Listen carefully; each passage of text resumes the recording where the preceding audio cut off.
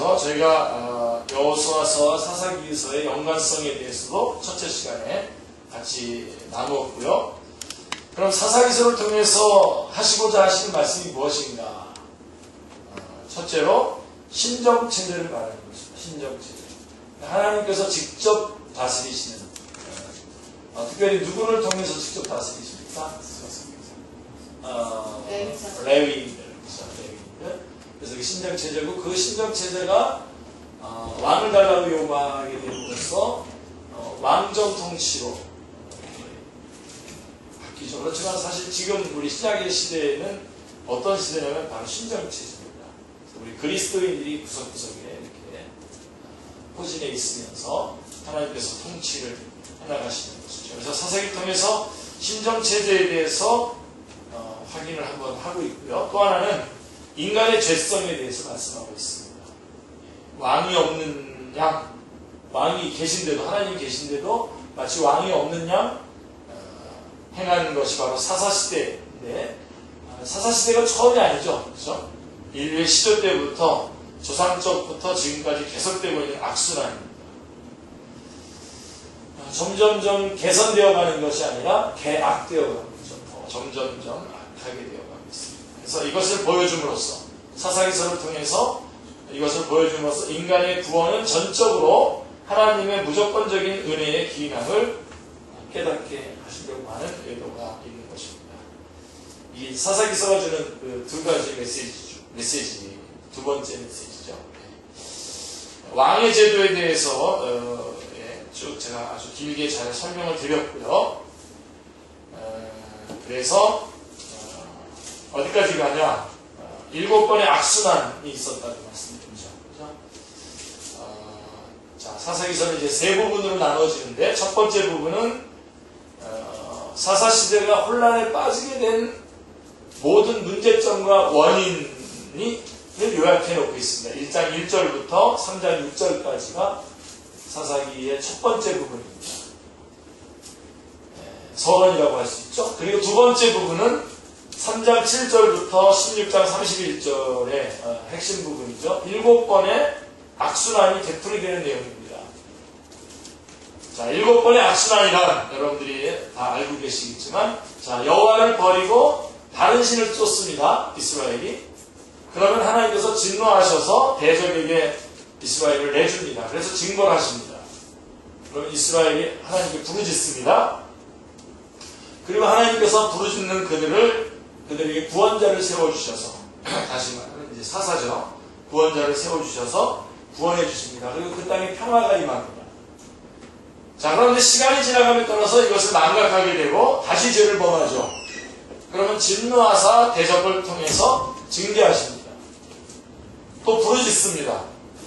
구원자를 세워서 구원해 주십니다.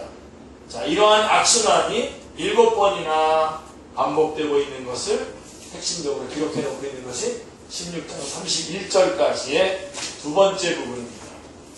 자, 어째서 7번 뿐이겠습니까? 그죠? 인류의 시조 아담으로부터 오늘에 이르기까지 이러한 악순환은 역사의 전 과정에서 수도 없이 반복되어 왔음을 사사기는 보여주고 있습니다. 그래서 이러한 악순환은요, 개인적으로도, 개개인 안에도 되풀이되고 있다는데 우리는 경각심을 갖게 됩니다. 그리고 이제 17장부터 21장은 이제 사사기서의 세 번째 부분인데, 당시의 부패상을 보여주는 두 개의 부록으로 되어 있습니다.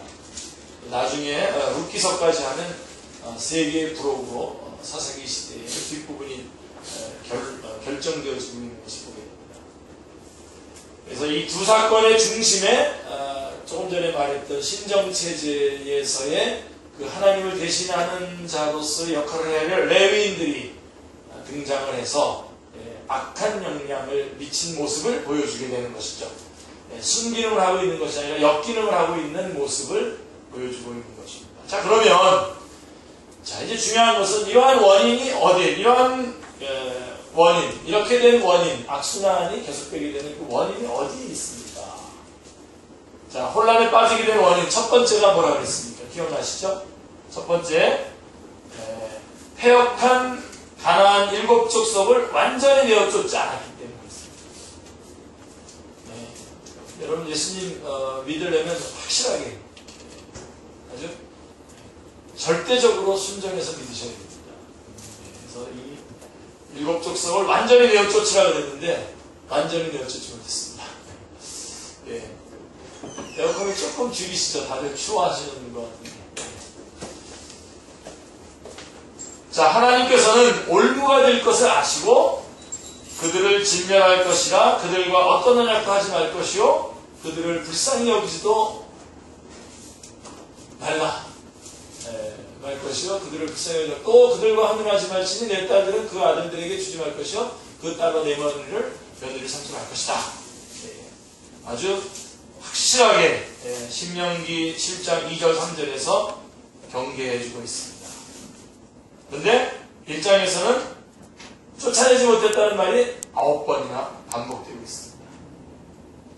그뿐만 아니라 아예 아모리 족속이 단자선을 오히려 산지로 몰아냈다고 하는 기록도 나와 있습니다. 그게 34절에 1장 34절에 나와 있습니다. 지금 이런 혼란에 빠지게 된 원인이 뭐냐? 결국은 이들을 진멸시키지 못했기 때문에 주님께서는 진멸시키라고 했는데 진멸시키지 못했습니다. 그래서 이스라엘 자손 중에 이 족속들이 함께 거주하면서 3장 5절에 그들의 딸들을 맞아 아내로 삼으며 자기 딸들을 그의 아들들에게 주고 또 그들의 신들을 섬겼더라라고 3장 6절에 말씀하고 있습니다. 이는 하나님의 백성들이 세속화되고 타락했음을 의미합니다. 여러분, 전에는 우리 신앙의 성도들이 핍박을 받았어요. 그래서 신체적인 고통을 당하고 여러 가지로 재앙을 당하는 것으로서 참 어려움을 겪었는데 지금은 그런 것은 없습니다. 그런 것은 없지만 가장 무서운 게 뭐냐면 세속화되는 거죠. 주님을 부인하지 않아요. 그러나 주님 말고 또 다른 것들이 주님보다 더 우선권에 내 마음을 차지하고 있는 거죠. 세속화, 타락. 그래서 특별히 이들과 같이 혼합되면서 그들의 딸들을 맞아 아내로 삼으며 왔을 때 성을 통한 타락이 나타나는데 이게 사실 여기가 처음이 아니죠. 이 성적인 타락이 사사기가 처음이 아닙니다. 출애굽 당시, 노아 당시에도 그랬고요. 노아 당시에도 그랬고 출애굽 당시에도 모압 여자들과 음행함으로써 바알볼에 구속된 연병으로 죽은 자가 24,000명이었다고 민수기서는 말씀해주고 있습니다. 그리고 지금도 이제도 허탄한 자랑의 말을 토하며 그릇되게 행하는 사람들에게서 겨우 피한 자들은 음란으로서 육체의 정욕 중에서 유혹하고 있다고 베드로후서 2장 18절은 경계하고 있는 것입니다. 여러분, 음란은 사탄의 최대의 무기인 것이죠. 그 다음에 두 번째, 자, 이렇게 된 두 번째 원인이 뭡니까? 자녀들의 신앙교육에 실패했기 때문입니다. 우리 청년부리 우리 리더 경문 형제가 우리 해리자매를 누가 양육을 해야 되겠다 강력하게 말씀하고 좋다고 생각합니다. 왜 그런지요? 이겁니다. 이 양육이 안 되고 전달이 안 되면 완전히 금방 세속화, 예수 믿었다고 하지만 굳건하게 쓰지 못하고 금방 세속화됩니다. 여러분 여태까지 살아온 게 얼마인데요? 여태까지 살아온 그 권세가 얼마인데요? 무시무시한 겁니다. 그 살아온 권세. 세상하고 같이 살았던 그 권세. 2장 10절에 보면요. 그 세대의 사람도 다 그 조상들에게로 돌아갔고 출애굽 2세대들이죠. 그 후에 일어난 다른 세대는 여호와를 알지 못하며 여호와께서 이스라엘 위하여 행하시는데도 알지 못하였더라. 출애굽 4세대들은 아예 여호와를 알지 못했다라고 말하고 있어요. 전달이 안 되는 겁니다. 점점점 가면서 이게 희석이 되는 거예요. 자, 어째서 알지 못했습니까? 모세는 이렇게 말했어요. 신명기 6장 4절로 7절 길게 좀 우리가 볼 때 4절에 이스라엘에 들으라 우리 하나님 여호와는 오직 하나인 여호와이시니 5절에 너는 마음을 다하고 뜻을 다하고 힘을 다하여 내 하나님 여호와를 사랑하라. 6절 오늘 내가 네게 명하는 이 말씀을 너는 마음에 새기고 내 자녀에게 부지런히 가르치며 집에 앉았을 때든지 길을 갈 때든지 누워있을 때든지 일어날 때든지 이 말씀을 강론할 것이며 라고 말씀했습니다. 근데 이 신명기서의 이 말씀을 귓등으로 들은 제대로 듣지 않았어요. 그래서 오늘 우리 교회만 하더라도 오늘도 아침에 주일 예배 가운데 주님께서 말씀하셨고 또 이 오후에도 지금 저희들이 사사기서의 말씀을 공부하는데 이거를 흘려듣는 겁니다. 그렇게 된다면 바로 이런 문제가 발생합니다. 그래서 여러분 놓치지 마시고 조금 힘들면 여러분 오후 시간에 좀 힘들지 않습니까? 식사도 하고 힘들면 일어나서 듣든지 그러시면서 놓치지 않으려고 하는 싸움을 놓치지 않으려고 할 때에 놓치지 않게 해주십니다.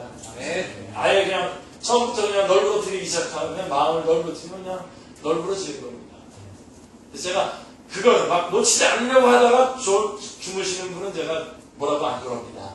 근데 아예 맨 처음부터 제끼는 거예요. 그러면 그분은 제가 말씀하기 참 힘들어집니다. 그래서 그럴 때는 제가 이제 좀 시비를 걸고 그러는데요. 자, 이 이스라엘의 문제가 바로 이겁니다. 말씀에 순종하지 않고 진멸시키지 못했을 뿐만 아니라 또 하나님의 말씀을 대개승승 전달해서 양육해야 되지 않습니까? 우리는 계속 그 말씀 또 듣고 또 공부하고 또 하고 그러는 겁니다. 여러분 언젠가 우리 지금 청년에서만 지금 하고 있지만 교리 공부 좀 더 확장을 좀 나중에 할 수 있게 되기를 바라는데요. 그게 뭡니까? 결국은 옛말 그 하나님의 언약의 말씀을 다시 듣는 겁니다. 찬송가 기억나세요? 평생에 듣던 말씀 또 들려주시오. 그죠? 평생에 듣던 말씀을 또 들려주시오. 바로 그때 그 분명히 신명기를 통해서 말씀해 주신 그 말씀을 귓등으로 듣고 넘겨버리고 서로 권면하고 다시 한번 기억하고 암송하고 점검하고 하는 그런 싸움을 하지 않는 겁니다. 편하게 쉽게 그냥 좋게 넘어갑니다. 여러분 주중에라도 요즘 우리 경문 형제만 좀 그런 거 좀 담당하고 있는 것 같은데 청년들한테 툭 던져가지고 퍽 한번 찔러보는 겁니다. 제대로 살고 있는지 이런 역할을 해줘야 됩니다. 목사가 하면 이제 여러분하고 싸우니까 여러분들이 하시고 저는 이제 다 품어내죠. 아무 일 없는 것처럼 다 품어줘야 되는데 여러분들이 밑에서 좀 이렇게 이런 것들을 서로 체킹하면서 아주 정색을 하시고 점검을 서로 해주고 그래서 아주 친하게 같이 지내다가도 이런 거 점검할 때는 정색을 하고 또 대답해 주시고 그게 진짜 교제지요. 같이 그냥 좋은 게 좋은 거 그래가지고 그냥 같이 흐물흐물 흘러나가는 것이 교제가 아닙니다. 여러분 밭을 황폐시키려면 어떻게 하면 될까요? 그냥 놔두면 됩니다. 그냥 놔두면 돼요. 자녀들의 신앙으로 가꾸기를 게을리했기 때문에 황무지처럼 되고 말았다는 것입니다. 잡초가 나는 거죠. 그리고 세 번째 원인은 잘 알다시피 신정체제에 관한 문제입니다. 사사기에서는 성막의 모습도 안 보이고요. 제사장의 모습도 찾아볼 수가 없습니다. 사사기에서. 사사시대의 혼란기에 48개의 성읍에 흩어져 살게 됐던 레위인들은 도대체 어디서 무엇을 하고 있었단 말이에요. 저도 목회자지만 한국교회에 이런 좀 세속화 목회자들이 있습니다. 목회자들이 성경에 기록되지도 않은 주님이 원치도 않는 경쟁을 하면서 성장을 하면서 교회 성장학을 그리고 이제 신학교에서도 말이죠. 그런 성장학 아주 실용적 신학 목회를 조장하고 목회자들 책임입니다. 바로 이 레위 사사기 시대에 보면 레위들의 모습이 안 보입니다. 레위인들의 모습이 보이긴 보이는데 전혀 역행하는 순기능이 아니라 역기능을 하는 모습으로 드러나고 있는 것을 보게 됩니다. 17장 이하에는 당시에 어두웠던 시대상을 말해주는 두 편의 부록이 있는데 다른 곳에서는 찾아볼 수 없었던 레위인들이 두 사건에 모두 주동자로 등장하는 거예요. 한 레위인 소녀는 우상을 섬기는 제사장으로, 다른 레위인은 그의 첩으로 말미암아 동족 산장을 일으켜서 베냐민 지파가 전멸되게 만드는 원인 제공자로 등장하게 됩니다. 사사 말기에 제사장이었던 엘리와 제사장들인 그의 두 아들을 통해서 사사시대의 제사장 지파의 부패와 타락상을 엿볼 수가 있습니다. 그 타락상은 사무엘상 2장 12절을 보면 엘리의 아들들은 행실이 나빠 여호와를 알지 못하다. 그래서 이렇게 재물을 가지고 오게 되면은 하나님 앞에 드려야 되는데 자기가 먼저 푹 쑤셔가지고 좋은 것들이 있으면 먼저 자기가 먹어요. 그래서 제발 그러지 말아달라고 하나님께 드리려고 가져왔다 그러면 죽으려고 그래? 그러면서 재물을 뺏고 막 그래요. 그런 모습들이 그냥 나옵니다.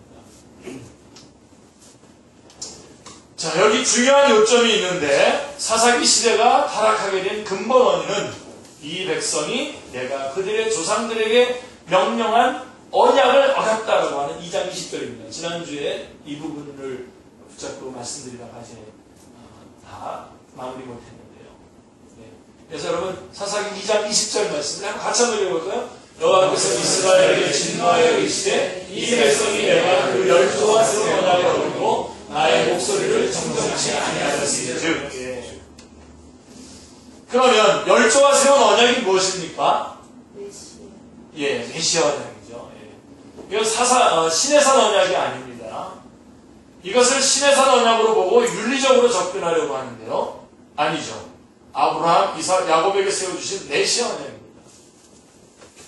이 점이 2장 1절에도 보면 너희의 조상들에게 맹세한 땅으로 들어가게 하였으며 그 다음에 2장 12절에 그들의 조상들이 하나님 여호와를 버리고 그 다음 2장 20절에 내가 그들의 조상들에게 명령한 언약을 어기고 라고 하신 데서 분명히 드러나고 있습니다. 약속, 메시아 언약. 자, 이런 표현들은 아브라함에게 주신 메시아 언약을 가리키는 것입니다. 갈라디아서 3장 17절 말씀도 한번 보실까요? 한번 같이 읽어보겠습니다. 갈라디아서 3장 17절 내가 이것을 말하노니 하나님께서 그들이 정하신 언약을 430년 후에 생긴 율법이 없이 하지 못하여 그 약속을 헛되게 하지 아니하리라.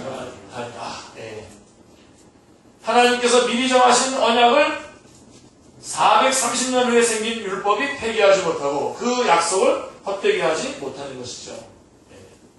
그들은 메시아를 버리고 우상을 섬겼던 것입니다.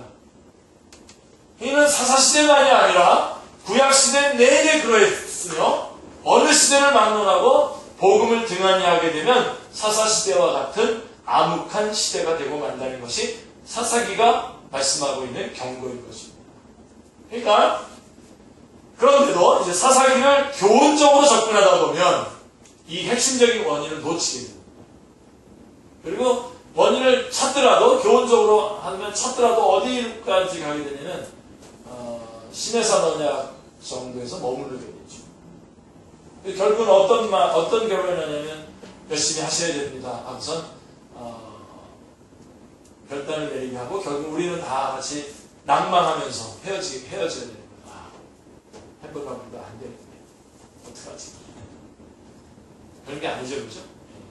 자, 그래서 사사기에서 중요한 게 뭐냐면 아까 악순환의 그 고리 중에 주님께서 그들의 간구를 들으시고 누구를 세워주냐면 구원자를 세워줍니다.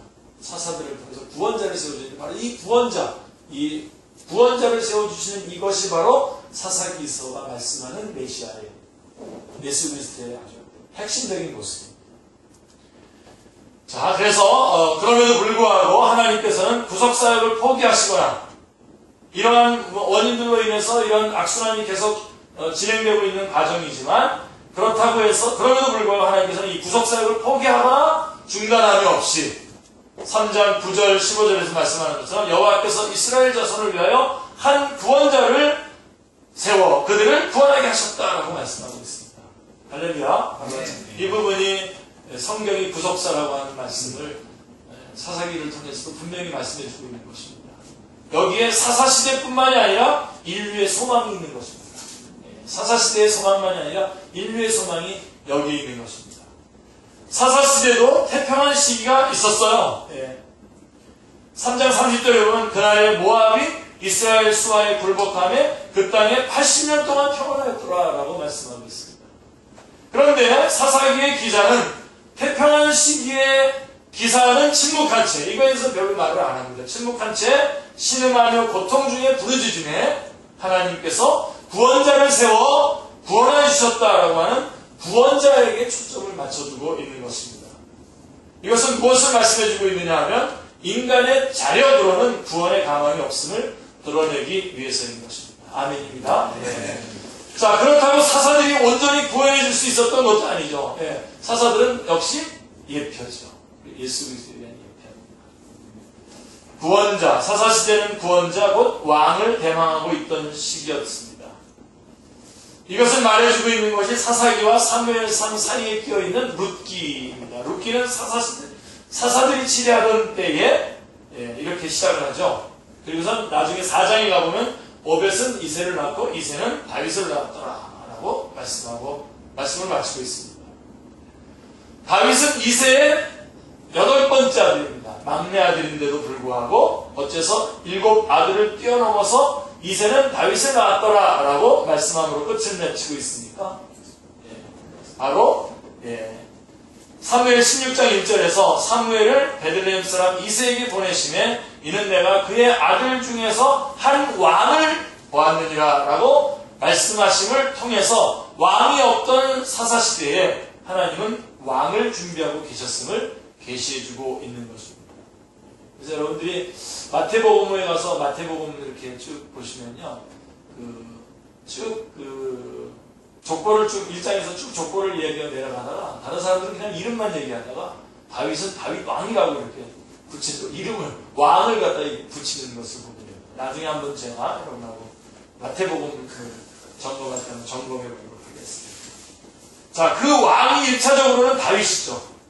그 왕이 1차적으로 다윗이라고 해도 궁극적으로 구원자요 왕이신 분은 누구시냐면 예수 그리스도였던 것입니다. 이는 이사야 선지자의 이사야서 11장 1절에 이새의 줄기에서 한 싹이 나며 그 뿌리에서 한 가지가 나서 결실할 것이요 라고 한 예언과 일치하고 있는 것입니다. 선지자들은 한결같이 내 종 다윗이 그들의 왕이 되리니 그들 모두에게 한 목자가 있을 것이다. 에스겔 37장 24절 25절에 내 종 다윗이 영원히 그들의 왕이 되리라 하고 다윗이 그리스도에 대한 예표의 인물임을 증거해주고 있습니다. 그러면 이제 이 사사기서가 어떻게 우리에게는 어떤 의미가 있는지를 점검을 하면 아마 사사기서 개론이 맞춰질 수 있을 것입니다. 열린 마음으로 본다면요, 교회 시대란 곧 사사시대에 세우셨던 신정시대의 성취라고 할 수가 있습니다. 신정시대. 다시 말씀드려서 하나님께서 직접 다스리시는 거죠. 자, 구약시대에 주셨던 성막, 그 다음에 대제사장, 유월절, 오순절, 초막절, 선지자, 왕, 다 누구에 대한 예표들입니까? 다 예수 그리스도에 대한. 이는 모두가 그리스도에게서 성취될 그림자였던 것이죠.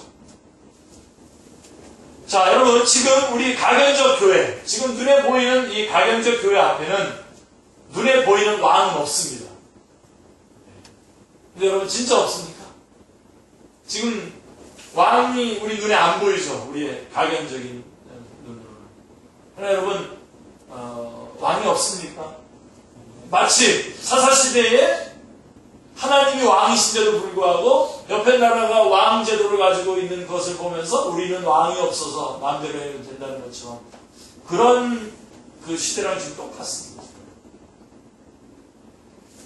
우리에게는 왕이 없는 것이 아니라 다니엘서 2장 44절에 이 여러 왕들의 시대에 하늘의 하나님이 한 나라를 세우시리니 이것은 영원히 망하지도 아니할 것이요 그 국권이 다른 백성에게로 돌아가지도 아니할 영원한 나라와 영원한 왕을 모시고 있는 겁니다. 우리. 가견적으로 지금 우리 눈에 보이지 않지만 예수 그리스도께서 영원한 왕으로 우리 가운데 지금 계신 것입니다. 그러니까 여러분 딴소리하기 없깁니다. 네. 왕이 계십니다. 네. 그리고 우리는 그 왕의 통치를 받고 있는 그의 백성입니다.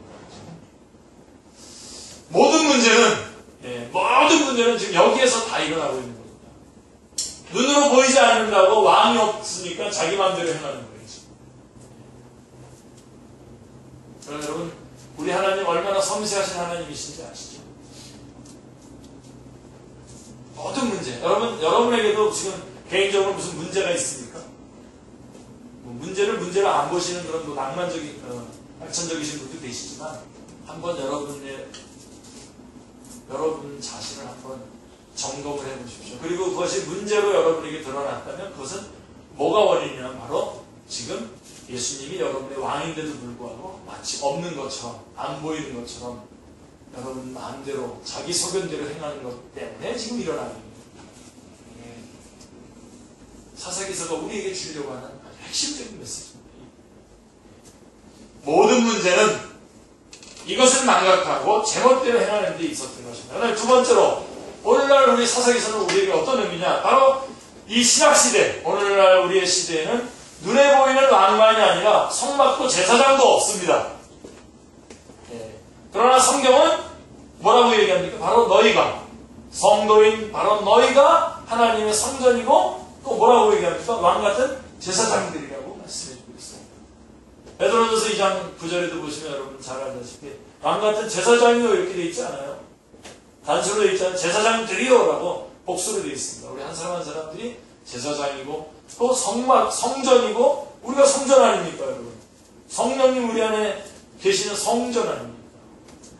아멘. 이 신약 없지만 하나님께서는 바로 우리를 향해서 우리가 바로 하나님의 성전이고 제사장이라고 말씀하고 있는 것입니다. 그 다음에 세 번째로 하나님께서 사사시대, 지금 오늘날 우리에게 사사시대가 어떤 의미냐? 사사시대는 신정의 범위가, 하나님의 그 통치하는 범위가 이스라엘에 국한되어 있었지만 사사시대에는 교회 시절한 중간에 막힌 담을 허셨습니다. 그래서 온 세계로 지금 확장되어 있습니다. 확장된 것입니다. 그리고 그리스도인들은 이 시대의 레위인들로서 세계 방방곡곡에 흩어져 살아가고 있습니다. 그리고 흩어져야 됩니다. 사사기가 우리에게 던지는 메시지는 분명해졌습니다. 모든 그리스도인들이 자신의 위치에서 소금과 빛의 사명을 감당하라고 하는 말씀입니다. 할렐루야. 그리고 내어쫓으라 그랬습니다. 내어쫓으라, 즉 복음으로 정복해 나가는 겁니다. 부지런히 가르쳐 지키게 하는 것입니다. 세상이 우리를 조여오고 우리는 간신히 하루하루 살아가는 것이 아니라 우리가 권세를 가지고 내어쫓는 복음으로 정복해 나가는 것이 사사기를 통해서 하나님께서 우리에게 요청하시는 요구인 것입니다. 신앙의 모습입니다. 그리고 부지런히 가르치라는 겁니다. 부지런히 가르치는, 새로운 거 가르치는 것이 아니라 세상에서 뭐 재밌는 것들 가르치는 것. 저한테 카톡 보내시는 분들 제가 참 좋은 거 고맙습니다. 보내주는 거 참 고마워요. 그래서 뭐 어떻게 뭐 감자가 얼마나 좋은지, 뭐 당근이 얼마나 좋은지 뭐 이런 것들 보내주시면 다 좋은데 그것보다도 진짜 좋은 걸 좀 보내주셔야죠. 네, 하나님의 말씀. 그리고 그 하나님의 말씀을 자기가 듣고 보고 경험하고 그 했던 것들을 좀 이렇게 좀 글로 써서 이렇게 보내주시면 얼마나 좋겠습니까? 저는 제가 준비한 설교 말씀을 열심히 보내고 있습니다. 그리고 이제 요즘은 이제 우리 이렇게 유튜브를 통해서 또 이렇게 그래서 이것을 제가 나름대로 다 점검해보고 보내도 될 건가 유익하겠나 싶어서 점검을 했고 이제 쭉 제가 저 나름대로 정리를 해가지고서 이제 하나씩 보내기 시작하고 있습니다. 이제 여러분들이 할 수 있는 좋은 일이 있어요. 그 제 거 받은 거를 그냥 복사를 하셔서 여러분의 카톡 친구들한테 또 보내주시면 얼마나 좋겠습니까? 조금 있다가 이제 복음 전하는 것도 나오겠죠. 그런 것들은 안 믿는 사람에게 보내주면 좋습니다. 안 볼 것 같지만요, 여러분 봅니다. 왜요? 여러분들이 이걸 보낼 때 기도할 거 아니에요. 하나님, 이것을 받는 사람 정말 주님을 만날 수 있게 해주십시오. 지난 집사님 지난주에 전도하려고 해보니까 정말 만만치 않죠. 여러분 이남 목사님이 어디 가서 누구한테 복음 전하러 간다 그러니까 뭐 목사님이니까 당연히 하겠지. 그런데 저는요 그 시간이 되면요 막 모든 게 다 막 정말 긴장이 됩니다. 그리고 정말 두렵고 떨림으로 말씀을 전하고 주님 앞에 그들과 주님 앞에 돌아옵니다.